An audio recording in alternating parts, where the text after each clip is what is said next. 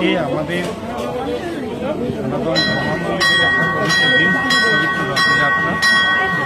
আজকে এই রথযাত্রা পুরীতেই প্রথম এটার সূত্রপাত হয়। জগন্নাথ দেব, বলরাম সহজরা তারা রথে করে মাসির বাড়িতে যান। তো আজকে গোটা পৃথিবী জুড়ে যেখানে যেখানে সনাতন ধর্মাবলম্বী আছে সেখানে এই রথযাত্রা উৎসব পালিত হয়।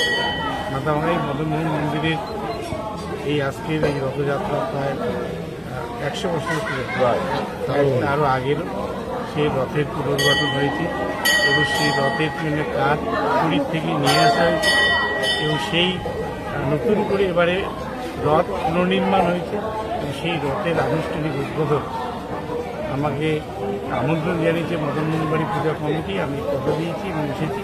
সত্যি আমি গর্বিত যে ভগবান জগন্নাথের